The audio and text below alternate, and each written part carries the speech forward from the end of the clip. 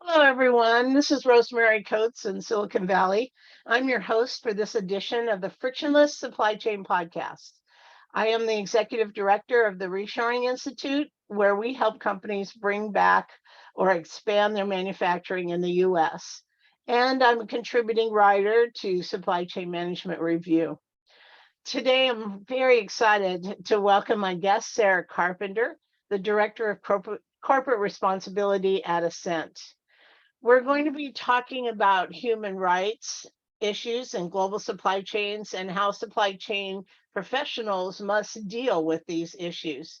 If you've been listening to my Frictionless podcasts, you know that this is a topic I've been interested in for many years in my supply chain work. I truly believe that we must raise awareness of this timely topic for supply chain professionals. Most recently, we had a podcast and we discussed the issue of the Uyghur Forced Labor Protection Act in the US that went into effect in June and stops all imports into the US that may include forced labor from China. But there's much more to discuss beyond just the Uyghurs. So let's get started. Welcome, Sarah. Thanks, Rosemary. Yeah. So, Sarah, tell us a little bit about your background and how you came to be working with human rights initiatives. Sure.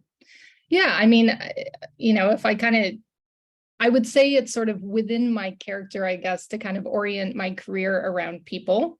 But what led me to working at the intersection of like business and human rights was a pivotal trip that I took when I was a teenager. I visited the sugarcane plantations of the Dominican Republic, and I saw working poverty for the very first time. So I saw Haitian workers working incredibly difficult jobs, very long hours, yet they were still living in abject poverty, which for me at that time was a revelation, right? I, of course, understood that there was poverty globally. I didn't really understand, though, that one could have sort of a full-time job and still live in poverty. And so it struck me as being deeply unfair, sort of strong sense of sort of injustice around that. But I also felt it had some kind of connection or relevancy to me as a consumer, right? Consumer of the products that these workers were making. And so that is kind of, again, when I look back, sort of really what sort of, moved me in the direction of human rights initiatives. After that, it certainly wasn't a straight path for me to reach where I am today.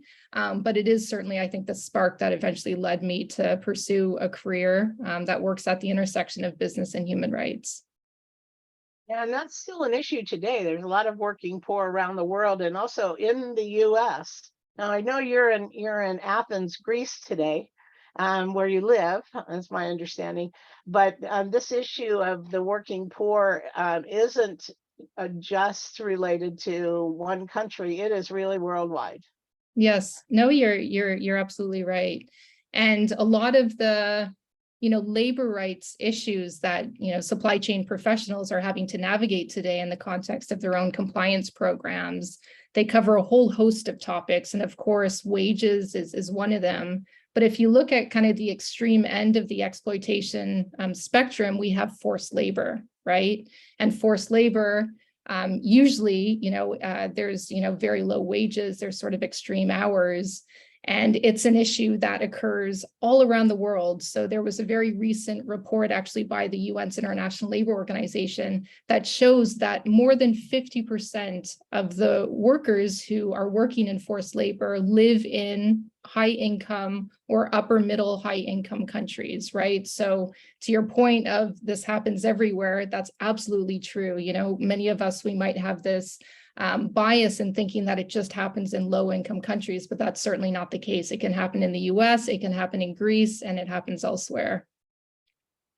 Well, when we're talking about forced labor, can you define that for us? Is it just prison labor, or what's included when we talk about that or have that term forced labor? Yeah, it's broader than that. So really it encompasses any work that's involuntary and it takes place under the menace of penalty. So if we think of it in the context of the private sector, there's kind of two ways in which forced labor can enter global supply chains.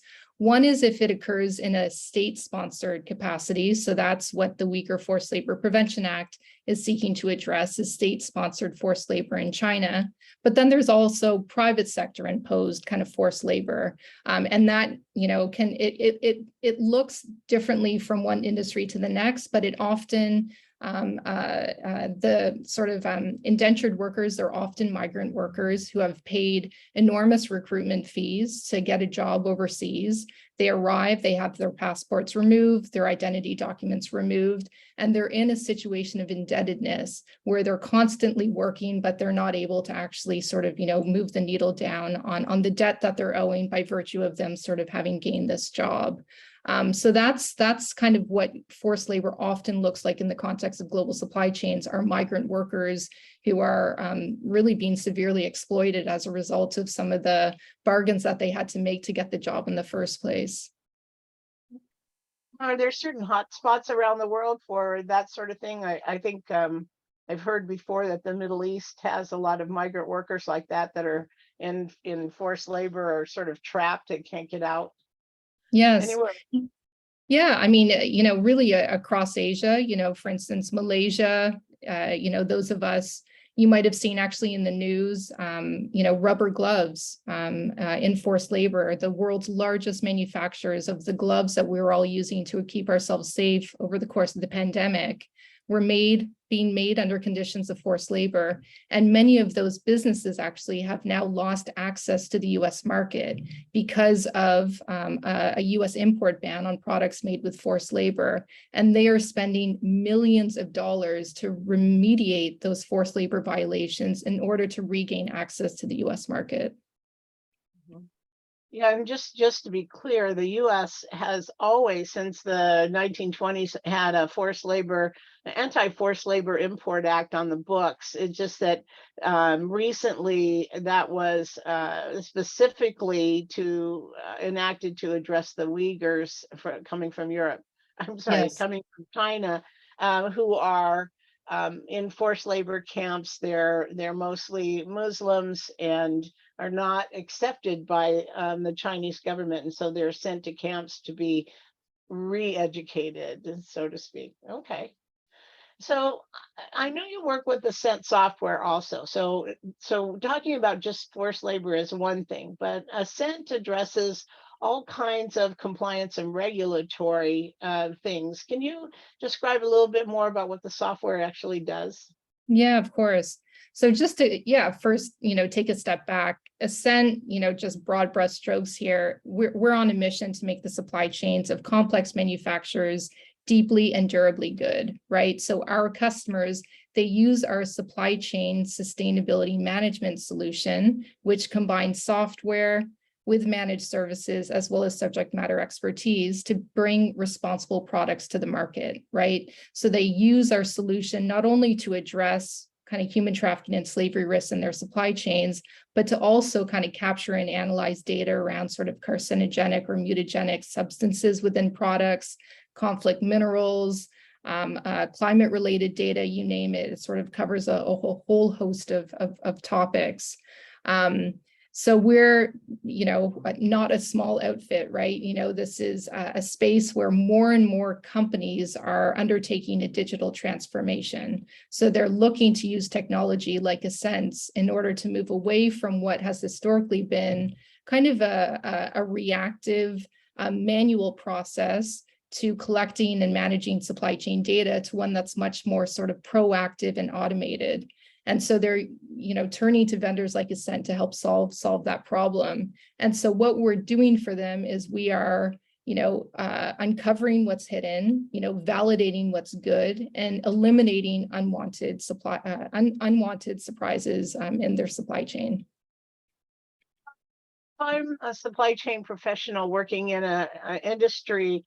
I could potentially use the Assent software to understand if I have logistics providers or suppliers or other supply chain providers that may be either using forced labor or they have using bad chemicals, that sort of thing. So how do you find these people and these companies and include them in your software? What's the process there? Yeah. Well, it's multifaceted, right? So we benefit from the huge amount of data that sort of exists in the public domain, as well as the data that we collect from our customer suppliers directly to paint a good picture of risk, to give our customers insights into what's happening within those suppliers' facilities.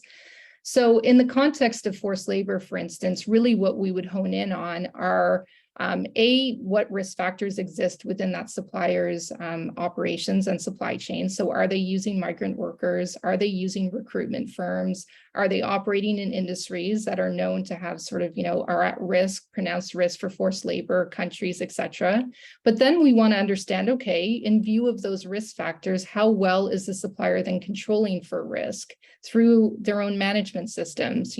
Are they doing due diligence? Do they have policies against charging workers recruitment fees? Do they have policies against withholding passports and, identity documents? Are their employees being trained? Are they reporting on their progress? And we then combine that with the data that we collect from the public domain about that supplier. What is the media saying about that supplier? Is that supplier present on any denied parties list? And we bring that sort of data together to offer sort of a risk assessment for our customers, so they can then prioritize which suppliers to focus in on for, more in-depth due diligence activities. That's terrific. Over the past 25 years or so, global procurement and working with global logistics providers has become so much more complex. I've had a long career in supply chain management, and I can remember when I first worked in purchasing right out of college, we looked up 3 potential suppliers in a big green book, Thomas Register, and then we called them and got quotes for price and delivery, and then we placed an order, and that was about it. In today's environment, understanding if you have, first of all, globalization really made a big impact. So now you're not just looking up suppliers in Indiana or Iowa or, California. Now you're thinking about global suppliers and who has what available, what are they making, but also, the added aspect of making sure that the suppliers are legitimate. They don't have forced labor workers. They don't have bad products that they're polluting the environment with and so forth. That's really important, a new aspect of a global supply chain professional's job. But I imagine, thinking about the whole world, it's, how do you possibly capture all these potential suppliers and the various aspects of what they're doing? How is that possible? Mm-hmm. Yeah, well, I would say technology makes it possible, right? Especially for businesses who have large, complex supply chains. What they're now being challenged with would, I think, be impossible for them to meet without the benefit of technology to help them sort of automate some of these arduous activities, routine activities, to really uncover what's happening in their supply chains. I would also say that even from a technology perspective, certainly what we're doing at Assent is we're offering our customers a platform that allows them not just to have a one-dimensional view of their suppliers on human trafficking and slavery issues, but to also see that supplier from different perspectives. What about conflict minerals? What about REACH compliance? What about RoHS, Prop 65? What about carbon emissions, right? So that these different sort of impacts that all matter in the context of a supply chain can be looked at comprehensively, so that businesses can make really informed strategic decisions on who they decide to work with and how they help sort of equip their suppliers to sort of improve their practices over time. Do you include denied party screening in your compliance Yes, software? Okay. we do. So Yeah. theoretically, if a buyer is placing an order with a supplier somewhere, they would maybe put the name of that supplier into your software, or there's some integration with an ERP system and that checks the supplier against your databases or whatever you've collected to make sure that this is in fact a legitimate supplier and one that you want to do business with. Yes, Right? exactly. Yeah. And that's the type of screen that, I mean, it's important to do it certainly before a business enters into a contractual relationship with a supplier, but it also then needs to be done continuously from that point onwards, right? These lists are growing enormously. I mean, again, in the context of the Weaker Forced Labor Prevention Act, we now have a new list, the UFLPA list, entity list, right, that the U.S. Government is maintaining and sort of, intends to update, vigorously update per my understanding of what they've shared. And that's just one example. There's sort of a proliferation of these lists that businesses can actually, benefit from, utilize to help them sort of undertake that due diligence on their supply chain. So it's important not just to have that be just a one-off activity at the outset of a relationship, but one that's continuously done throughout the course of the partnership. And it's not just US, right? I mean, it's worldwide. The European Union, for example, has also their own lists and denied party screening. There are lists all over the world, Japan and Absolutely. everywhere, right? Yes, So all of that absolutely. is included in your software Yes. check. Yeah, Okay. absolutely. Yeah. Yeah. The software, it's built for businesses with global supply chains, global complex manufacturers. So it's imperative that we take sort of a global perspective in how we, build our databases and our respective lists. I mean, you can see the complexity. Yes. How does a buyer or a supply chain professional is looking for a logistics provider? How in the heck do they know worldwide if these are legitimate suppliers? And they may have even visited the site or visited the supplier, but you don't know if they have violations unless you check it somewhere else. And the Yeah. software is the solution to that. So I want to step back a minute and talk a little bit about some examples. We know the Rana Plaza collapse in Bangladesh in 2013. I think it killed about 1,300 people, workers. And it was a wake-up call to a lot of companies. And for those in the audience that don't know, this was a garment factory in Bangladesh.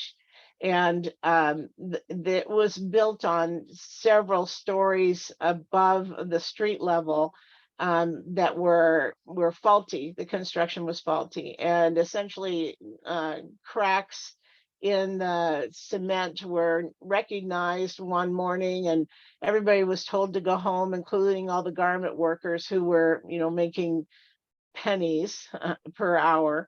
And then they were told, come back to work. They inspected the building, thought it was safe, and were told to come back to work the next day. And the next morning, the whole building collapsed, and many people died in that. And it was tied to forced labor in a way also, because it's my understanding that the workers were told if they did not come back to work, because many of them were afraid to go back into the building, and they were told if they did not come back to work, they would lose their jobs. So here they are, making minimum wage or barely surviving, working in a sweatshop sewing environment for these big global name brands like Benetton and several other big brands there. And if they lost their job, there weren't other jobs available. So, theoretically, it was go to work in an unsafe environment or let your family starve. Those were kind of the two options. And because they felt compelled to go into the building, they really were at risk, and ultimately many people lost their lives. So that was a very important, I think, pivotal point in looking at global sourcing and manufacturing, and the responsibility of a company, a supply chain professional, to have true oversight. So not just going to visit the factory once a year, but understanding what the building codes are, who are the workers, how are they being treated? I mean, a whole host of things that should be audited. Can you tell us about that pivot point from your perspective, and what happened after that, and are there other examples like that we should consider? Yeah. I mean, Rana Plaza, it in many ways, it's actually what launched my career. So I lived in Dhaka, Bangladesh for a couple of years. I supported the reform effort that was launched following the collapse of Rana Plaza by the UN's International Labor Organization. It offered me just a on the ground sort of perspective on what it means to, what the garment sector looked like in the context of Bangladesh. I visited the site of Rana Plaza, and it was a haunting experience because, a year later, I could still see the labels of brands that I recognized, as a North American consumer at that time, sort of, being within sort of the rubble of Rana Plaza. So it really was a huge moment for the apparel sector.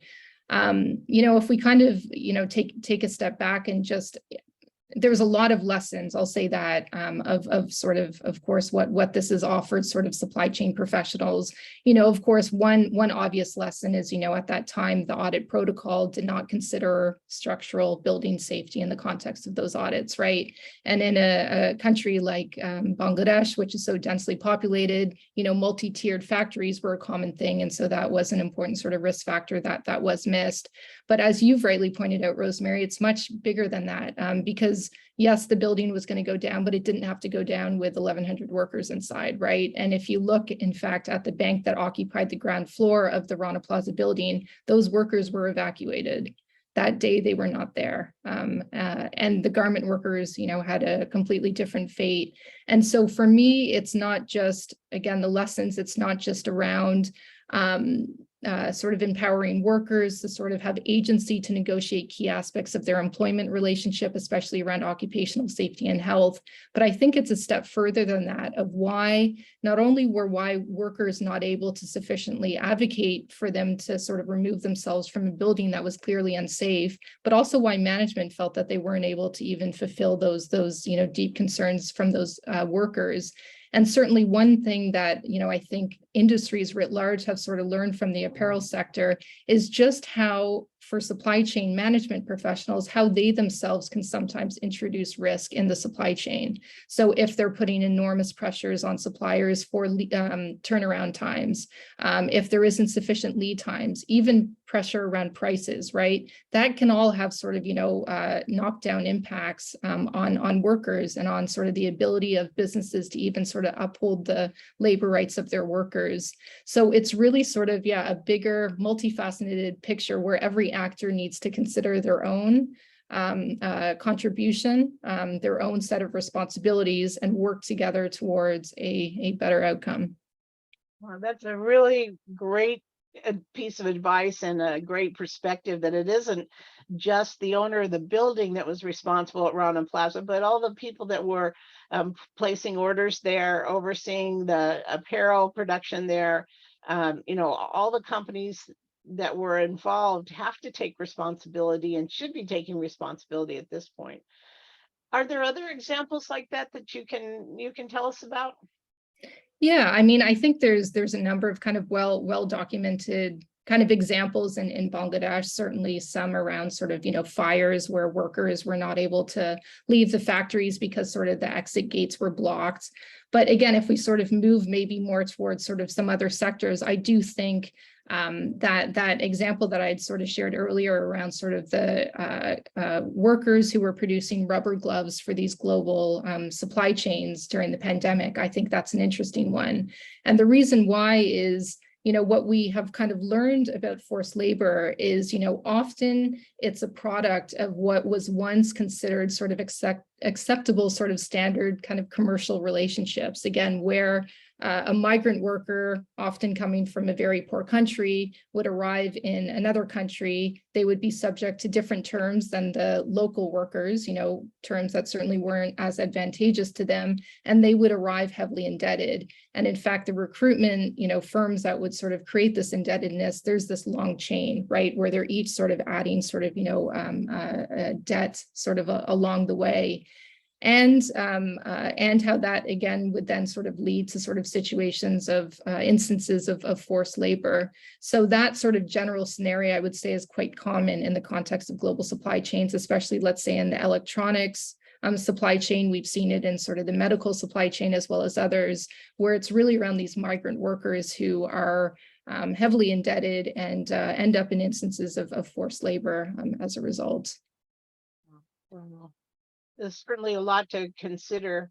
How, beyond the software, how do we sort of at the beginning, avoid these sorts of issues in our global supply chain? I mean, what should supply chain professionals be looking for, and what kind of red flags are out there even before they use your software? Yeah, I mean, I think it's the earlier they get started on addressing these issues, the better, right? Businesses, they never have as much leverage as they do, before they actually sign a contract, right? That's often where they have the most amount of ability to sort of, negotiate for improvements, for changes. So I would say, again, from a due diligence process, to ensure that, before you even enter into that commercial agreement, ensure that you are undertaking sort of sufficient due diligence on those suppliers. Inform yourself of what those risks are, even just based on where their supplier is located, which industry they're in. Understand what that context is so that you are in a position to be able to identify red flags. Because, for instance, forced labor, it's often a hidden sort of abuse. You really need to know Right. what to look for to identify it. So educate yourself if that's sort of the intention, or of course, work with a provider who can offer that service for you. Okay. So, along the same lines, a number of companies are trying to get what's called a B Corp certification. Can you describe what that is and why it's important? Yes. Yeah, well, Assent, we are a certified B Corporation, actually. So this is a very recent achievement for us. And really what it means in a nutshell is we take sustainability just as seriously as our customers. It was a significant lift, right? So if we think about, for instance, greenwashing, there's a lot of businesses are facing a lot of scrutiny, right, for their environmental, social kind of governance claims, right? And not all businesses are sort of coming out at the right side, once they're subject to that scrutiny. So the B Corp certification is kind of an antidote to that greenwashing risk, right? Because what it is it's businesses who are B Corp certified, they have been verified by an independent third party around their sustainability impacts and progress. And even beyond that, they, in many cases, have had to amend their articles of incorporation to ensure that their board is able to consider sort of the perspectives of a broad set of stakeholders when making decisions, and not just the shareholders. So it really, gets down to kind of the DNA of a company. But of course, for the supply chain professionals on the line, they have a great opportunity to help contribute to their employers and, becoming B certified organizations through their supply chain work, because a certification, of course, considers not only a business's impact within its own four walls, but also its impact within the context of its supply chain. So the work that supply chain, professionals are doing can actually contribute to points which could then lead to a B Corp certification. Yeah, really, that's really important concept, that it isn't just how you might be polluting as a factory, but also your entire supply chain. So, Yes, oh, as I said before, the whole supply chain world has gotten so much more complex over the past, say, 20 years or so. Really important. So, B Corporation certification is more focused on the environmental issues, I guess, than forced labor. it's all the above. So it looks at environmental issues, social issues. It looks at customer impact, community impacts. So it does have a very, very broad lens. Okay. So if supply chain people start hearing things about B Corp certification from maybe their compliance group or somewhere, they should take note and try to Yes, support it as much as possible. That's terrific. exactly. Yep. Wow, Sarah, it's been fascinating for sure. Do you have any other closing thoughts or anything else you want to add before we wrap it up? Yeah, I mean, I guess my closing, my key messages here are, there's an urgent need for businesses to sort of, take a seat at the table, work alongside governments and civil society to address forced labor and global supply chains, not only because, it's the right thing to do, but there's also, a real legal compliance aspect to it, real business risks that are now connected to forced labor and supply chains. keep technology in mind. There's this sort of, transformation that's at play, and it's to businesses' advantage to really use technology to their advantage when they're addressing these risks. And of course, just supply chain professionals. Yeah, as you've mentioned, Rosemary, have a huge opportunity here, right, to make a significant impact. So certainly to seize the moment. Yep. We're all hoping we make this a better world. Yeah. Thank you so much for joining us today, Sarah. It was so interesting to talk to you. Can you please give us your contact information if listeners want to learn more or to get in touch with you? Yeah, certainly. So it's sarah.carpenter@assent.com.